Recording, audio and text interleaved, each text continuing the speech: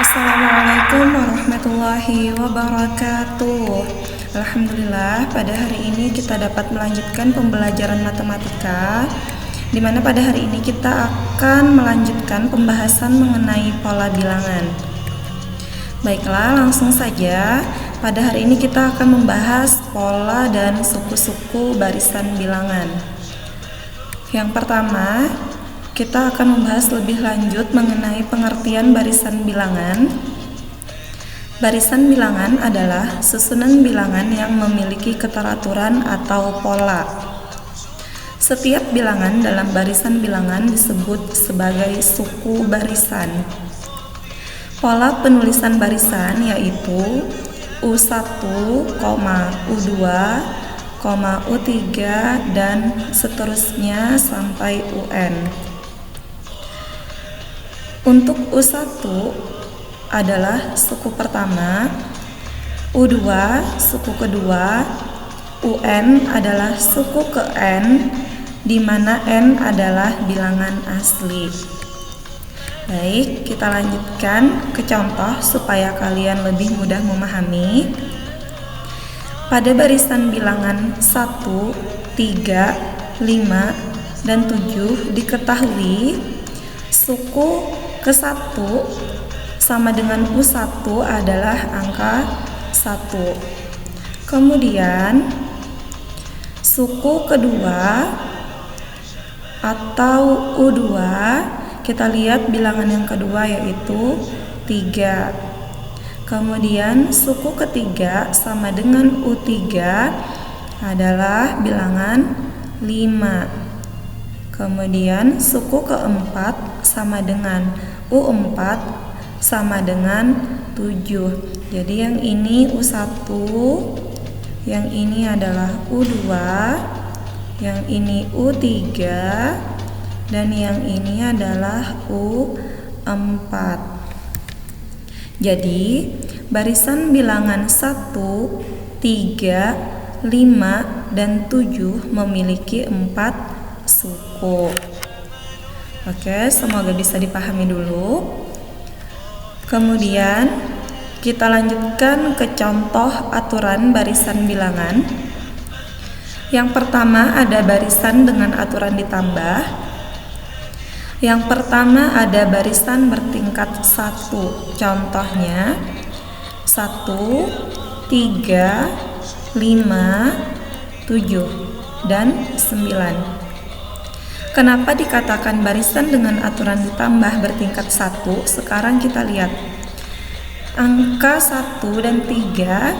Dari 1 ke 3 berarti 1 ditambah 2. Kemudian dari 3 ke 5 berarti ditambah 2. Dan dari 5 ke 7 ditambah 2. 7 ke 9 juga ditambah 2. Jadi untuk bilangan 1, 3, 5, 7, dan 9 mereka memiliki pola ditambah 2. Jadi ini yang dimaksud dengan barisan dengan aturan ditambah. Selanjutnya ada barisan bertingkat 2. Contohnya 1, 3, 6, 10. Nah, kita lihat antara bilangan 1 dan 3 ini berarti 1 ditambah 2. Kemudian 3 dengan 6 berarti 3 ditambah 3 sama dengan 6. Dan 6 ditambah 4 sama dengan 10. Sampai di sini kita masih belum bisa melihat pola dari barisan 1, 3, 6, dan 10. Tapi coba kita cek tingkat keduanya. Kita lihat antara 2 dan 3 selisihnya adalah 1. Jadinya 2 ditambah 1 sama dengan 3. Kemudian 3 ditambah 1 sama dengan 4. Nah, jadi untuk barisan 1, 3, 6, dan 10 kita dapat menemukan polanya pada tingkatan kedua. Jadi ini yang dimaksud dengan barisan bertingkat 2. Jadi yang pertama ada barisan dengan aturan ditambah, ada barisan bertingkat 1, di mana ketika pertama kali kita melihat perbedaannya kita langsung menemukan pola, sedangkan untuk barisan bertingkat 2 kita perlu melihat pada tingkat keduanya dulu baru kita menemukan pola. Jadi untuk contoh yang nomor 2 ini polanya adalah dengan ditambah 1 pada tingkat kedua. Oke, kita lanjutkan. Contoh aturan barisan bilangan. Yang selanjutnya ada barisan dengan aturan dikali. Contohnya 3, 6, 12, 24 dan seterusnya. Kita lihat antara 3 dan 6. 3 dikali 2 sama dengan 6. Kemudian 6 dikali 2 sama dengan 12. 12 dikali 2 sama dengan 24 dan seterusnya. Jadi ini yang dimaksud dengan barisan dengan aturan dikali. Jadi polanya adalah dengan mengkalikan 2. Jadi jika yang pertama tadi dengan ditambah, yang ini dengan cara dikali. Selanjutnya ada barisan dengan aturan dipangkatkan. Contohnya adalah 1, 8, 27, 64 dan seterusnya. Kita lihat polanya. 1 itu merupakan 1 pangkat 3. Berarti 1 dikali 1 dikali 1 sama dengan 1. Selanjutnya ada angka 8. 8 itu adalah hasil dari 2 pangkat 3. Berarti 2 pangkat 3 sama dengan 2 kali 2 kali 2. 2 kali 2 sama dengan 4, dikali 2 sama dengan 8. Selanjutnya ada bilangan 27. 27 itu adalah hasil dari 3 pangkat 3. Jadi 3 kali 3 sama dengan 9. 9 dikali 3 sama dengan 27. Dan 64 itu merupakan hasil dari 4 pangkat 3 dan seterusnya. Jadi ini adalah polanya adalah pangkat 3. Nah, jadi ada 3 aturan tadi. Yang pertama ada aturan penjumlahan, yang kedua ada aturan dikali, yang ketiga aturan dipangkatkan. Selanjutnya ada yang namanya barisan Fibonacci. Aturannya, mulai suku ketiga, setiap suku diperoleh dengan menjumlahkan 2 suku sebelumnya. Contohnya, di sini ada 2 angka, ada bilangan 1 dan 1. Maka untuk menemukan suku ketiga, kita jumlahkan suku pertama dan suku kedua. Berarti 1 ditambah 1 sama dengan 2. Jadi berarti suku ketiganya adalah 2. Selanjutnya untuk menemukan suku keempat berarti kita jumlahkan suku kedua dan suku ketiga. Berarti 1 ditambah 2 sama dengan 3. Jadi suku keempatnya adalah 3. Selanjutnya untuk menemukan suku kelima berarti kita jumlahkan suku ketiga dan suku keempat. Jadinya 2 ditambah 3 sama dengan 5. Nah, jadi suku kelimanya adalah bilangan 5 dan begitu juga seterusnya.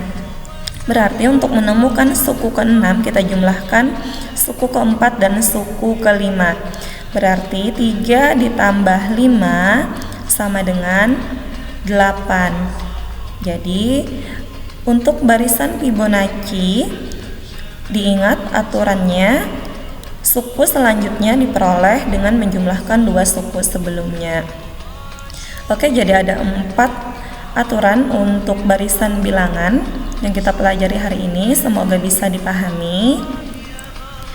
Selanjutnya menemukan rumus suku ke N atau disebut juga UN. Prinsipnya, Cari kaitan antara bilangan 1 dengan suku ke-1, bilangan 2 dengan suku kedua, bilangan 3 dengan suku ketiga, dan seterusnya. Contohnya di sini ada barisan bilangan 2, 4, 6, dan 8. Nanti akan kita lihat kaitan antara bilangan 2 ini dia sebagai U1. Kita lihat nanti kaitannya apa.